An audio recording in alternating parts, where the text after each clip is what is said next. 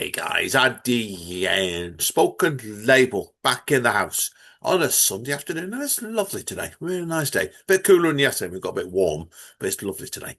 Now, we're over to see an old friend of ours today. I'm not going to say she's old because she's not, right? But I've known this lady. Well, Oh, I've known her since the early days of Spoken Label, and we've had this podcast in mind now for a couple of years now for various reasons on both sides. It's been delayed and delayed, but we've got the marvellous Linda Quinn with us today. Now, I've not spoken to you for a few years now, Linda, have we really? It's been a while, hasn't it? it has. Yeah, no, I think it has been 2 or 3 years. I think when I came to one of the workshops that you and Yeah, Andy were doing, I yeah. Oh, think would you it's believe that probably was the last that's about 5 years ago now? That would you believe? It's few. terrifying. Yeah. Time honestly flies when you get to a certain stage in your life, you do. Now, but like I said, I've known Linda for quite some time because Amanda and her used to be in the same Instagram writing group, which was, I think was it a women's writing group supporting each other, I, wasn't it, in Instagram? I think it was mainly women, but there were a few men in it. And I know it's quite interesting because I came across one of them who's now on the board for the Society of Authors or Oh, something, and wow. which and then another one of them is in America. He's an American that writes, I don't know, detective or thriller series. So there were a few men, but it was mainly women. It was Monique Roffey that set that up, who did The Mermaid of the Black Conch, and so she was very generous. She is. She's a very generous writer. I think she's extremely successful now. So. The shows at times things go sometimes. Like, so writing always an interesting game. So now, obviously, Linda, in your case, we're here today to talk about this is what the shameless plugging comes in from. I'll do it for you. Your debut novel, The Toffee Man and the Kingdom of Ends. Now, I do need to state before we start this podcast today, and Linda will agree with me in this, we are going to talk about some quite sensitive topics today. So if you are, how do you describe it, Linda? Should we say, if I don't like using the word easily offended, but we do need to state I there is a warning, there is a I wouldn't content say warning. easily offended, but I think how people put it now, I mean, it has, I don't think it's, offensive apart from anyone it happens to, really, but child abuse, Yeah, so this is a sensitive topic, this sexual podcast. Yeah, abuse yeah, of children, and some of the issues around that, but there isn't any kind of graphic descriptions of the events, of child abuse. So, it's more about the people and around it, that are around at the time and the adults and how this child expresses or tries to manage it. yeah. No, great, great. For that reason, it is this podcast is it's a great book. It really is. It's one of the best books I read this year. This one, and it took me a while. I told Linda Oh, this off mic as well. It took me a while to read because it's a book that lingers with you. It's not. Yeah, I took my time, and that's good. But like I said, we do need to. There is a content warning in this podcast before we start. Now, Linda, obviously. I know from knowing you for some years now as well, this book's been coming for quite some time, hasn't it? So, I really. yeah, take us back in time then, where the idea came from, if you can remember Oh that my. far back. Well, it is. It's kind of almost getting there. Well, like I'm saying, it started off well, in my youth. Until my early 30s, I was an actress, and I did write quite a lot, but I never, I was just transcribing scripts, so I never thought of myself as a writer. But as it turns out, people tell me, "Oh no, that's writing." But I became ill. So I was in hospital a lot, and I was what you call neutropenic. So it meant I had no immune system, and they would keep it locked up, and people had to wear masks and things.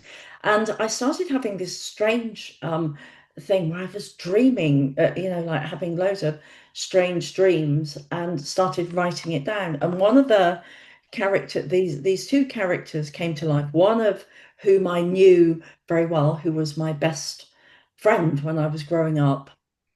And and then also this somebody when I'd moved to a village, there was this old guy that used to, it was quite lonely, obviously, that used to stand at his garden gate and sort of to talk to the kids, used to give them toffees, and because of that, I think he had this terrible reputation that you don't it kind of you know that people do if they're a bit outside or look strange. um and I always felt that he was really really really kind. He had these sort of roomy eyes where he always looked like he was crying, Mm. and I just it just stayed in my mind when I used to go and take the toffee from him and say thank you, just and then go off because he never really wanted to speak to anyone. It was like his way of giving. Anyway, those people came to me and started having conversations and started in my mind, and as it sort of went on, some of it made me laugh because basically she started helping him with his garden, and this was in my mind still before it got onto paper, and that they just had very silly conversations, and I realized, oh God, he's humoring her, he's being kind and generous.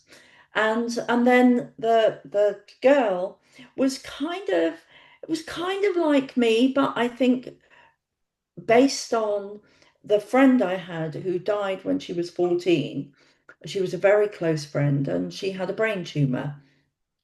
And uh, she is now, I think, as I was saying, what would she would be regarded as neurodiverse, but I think in those days there wasn't room for that kind of thinking, then.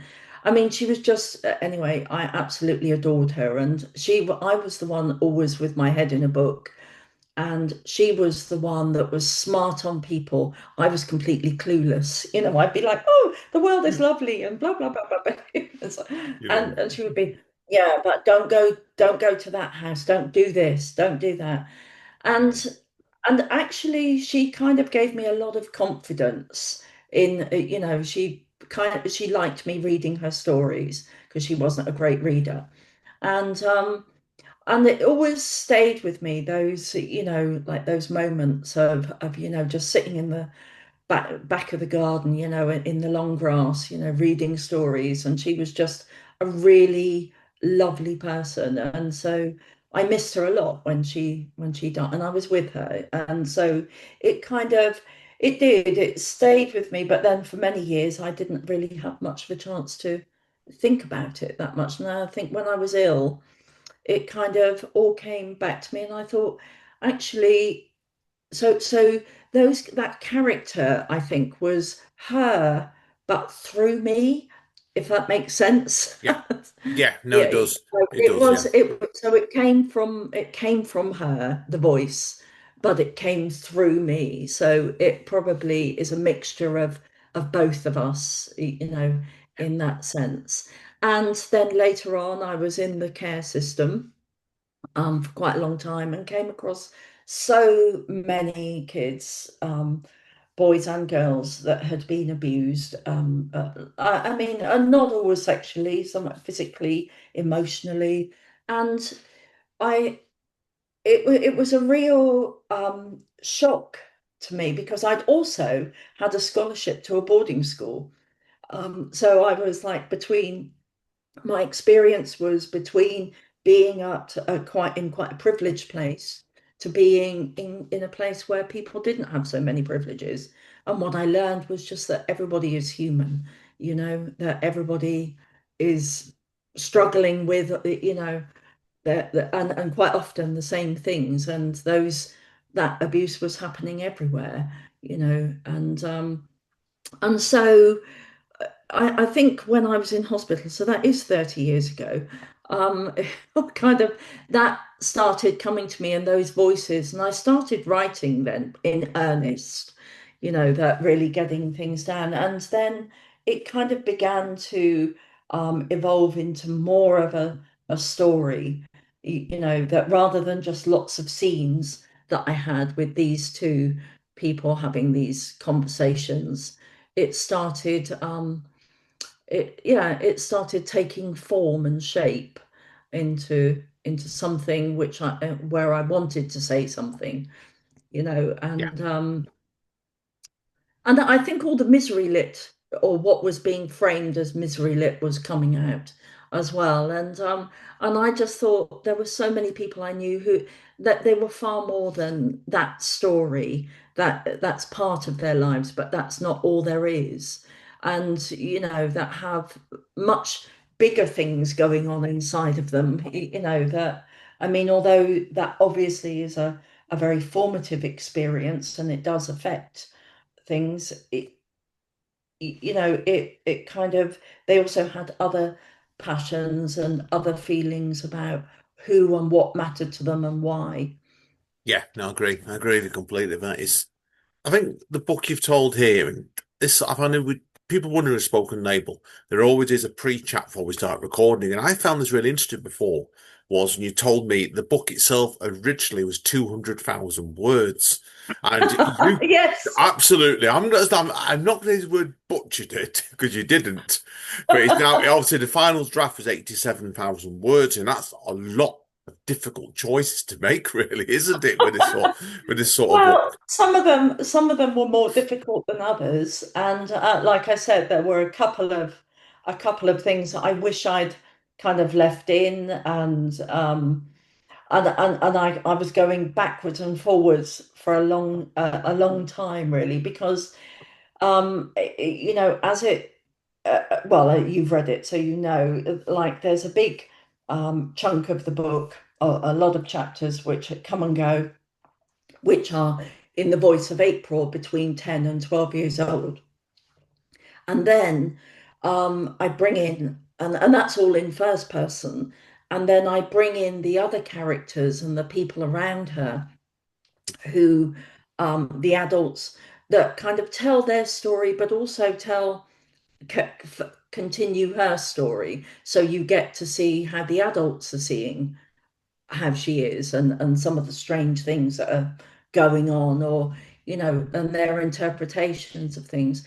And those characters, actually, I started you know, where they all had like loads of chapters, like lots of you know, there's Ezekiel, Reverend Ezekiel Fisher, and his sister. There's Eli, who, you know, well, I'm not going to say who he is, but it's part of the plot. But basically, works for NASA, who ends up, you know, coming over as a GI kid, or returning as having been a GI baby during the war and coming back to. So there are all these different characters anyway, the shopkeeper, the policeman, the doctor, and you know, and so they've all got these kind of quite big stories. And I start at one point I thought this book is going to be all about the kind of secrets that other people have. And then I just started thinking, oh my God, this is going to be huge. And I just thought, no, who's I've got to remember whose story this is. This is April's story, you know, that Yeah.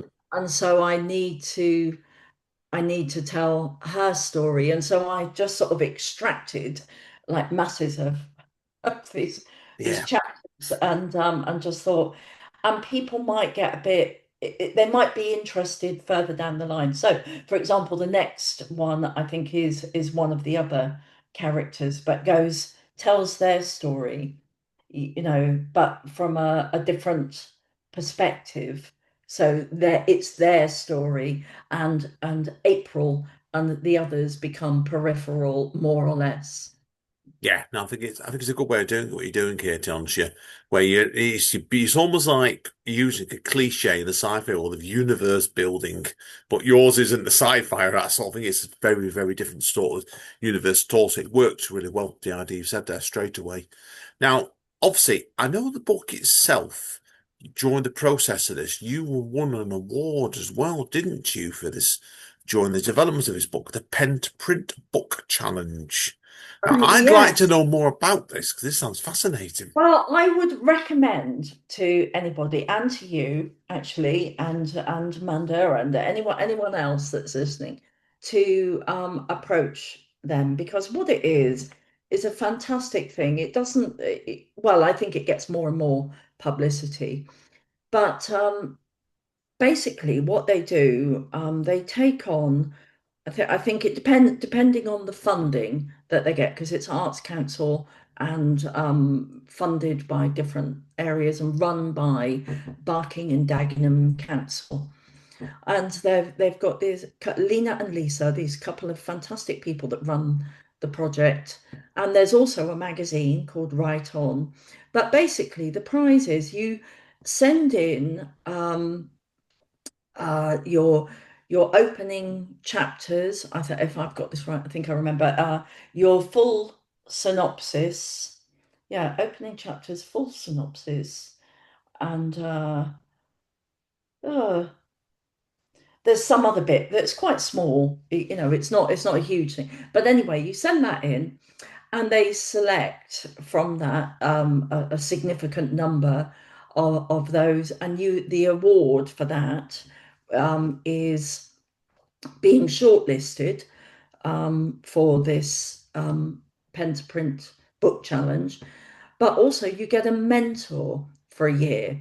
So somebody who is makes you accountable and that you talk about it, you know, which is what I needed to do, because that helped me, because I'd kind of ended up where I was going all over the place. I'd written a few scripts before, but this was my first novel, and I just thought, God, I've just got no limits. I could be one of those people that writes, you know, Right. like He's writing by and writing and writing. encyclopedia.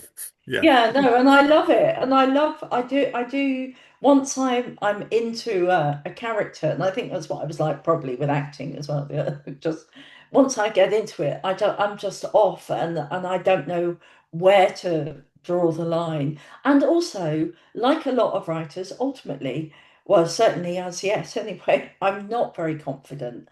I can't, it's hard to believe sometimes, I think when you're writing anything that people are going to be bothered, or you have anything of any significance to say, all that kind of stuff. Anyway, it was great. I got a poet for my mentor, and Ooh. in fact, actually, the first time, I actually withdrew because I had someone I was very close to died, and it had a much bigger impact on me than I thought. So the first time I withdrew, and they said, "Look, we really like this." I'd got onto the shortlist, and I just thought, I can't.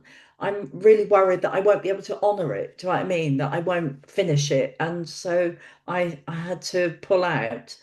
And but anyway, they said, look, do apply again, and I did. And then it turned out the same person, because they all get to choose what the scripts that they like.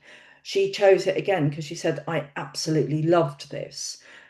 Because and I think she was saying because of the some of the poetry in it, it's quite lyrical. It's and I thought it was a great story from the synopsis. And so she was just brilliant. And I worked with her all year. Anna Robinson, I don't know if you know her as a poet. Vaguely. I Um, have heard the name. I have heard the name, yes.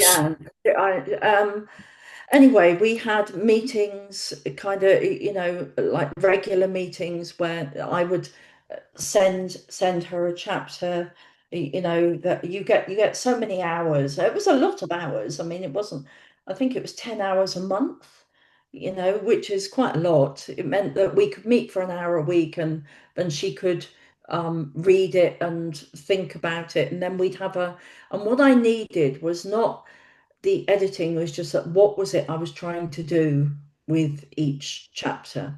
Yeah. And that she was just great, because she was a good reader, and that's what you need really, isn't it? Is somebody that reads Yeah, properly. You know, definite. it's not always a writer of novels that you need. It's because Yeah, you're not looking for them to write it for you, but somebody who knows what a story is and do you know what I mean, what your understands your intention. And she was definitely like that. And then I was actually blown up and I was very slow again because we've had so many other like a lot of people, life happens, you know.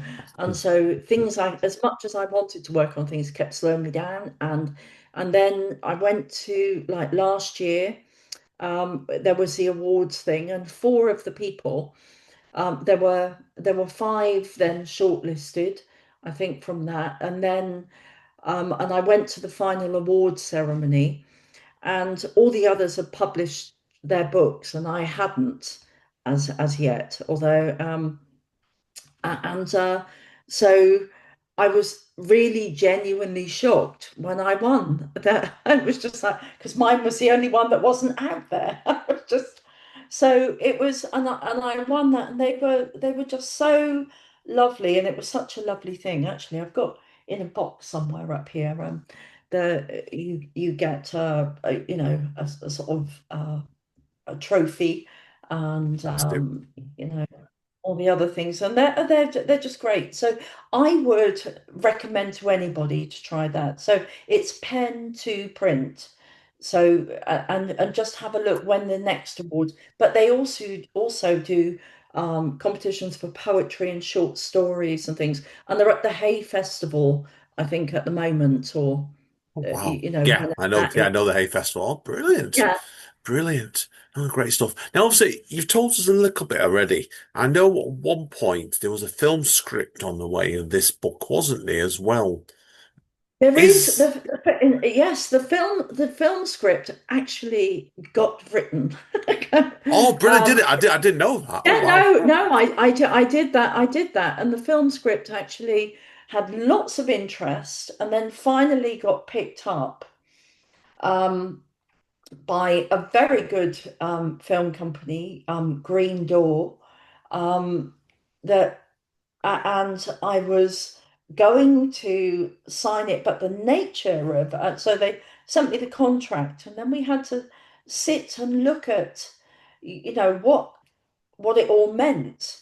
And one of the things about writing, particularly in the world of film scripts, I think, and television, is that they wanted that the contract meant that I had to sign away all the rights for all the characters, the story in all its forms, Ooh. in perpetuity, forever, in all the different media that would come ever, that was or ever would be. It's like, and I just thought, well, given that, as you said, I had like I said, I had 200,000 words, and probably at different with the script as well. My God, I've probably written 500,000, I should think, with as Probably, yeah. I've got all the different forms. And I just thought, but these characters, I know that I want to write more about them. And luckily, with my husband, even though I was just teaching and not earning, a great deal, he just said, look, once you sign that, that's it. That's all of that work is gone. It's not yours anymore, and so I thought, no. And then everybody thought I was mad. But what are you doing? Do you know who this is? And blah blah blah blah blah. And I just thought, oh, God, but I know that when I over the years, actually, since when as I've been writing, I've thought I'm so glad I didn't do that, because now the feeling I'm getting and the feelings that have come back from that book, and then what I'm doing now, I just think that was a real near miss. I could have lost all of those people. It was like giving up, like you say, it's a world building thing, and it's like saying to that world, sorry, I'm gonna, all your children saying, sorry, I'm gonna give you to someone else now. Yeah, no, great. You did, yeah, I think you did the right thing of it. It's everything in life is at a time sometimes, and I don't. You wonder. You look back at it now. Were you ready for that? Perhaps now it's another ball game, isn't it? Any film Yeah. developers get into contact with them. Just got a full script. It's brilliant. But yeah, maybe in the Well, future.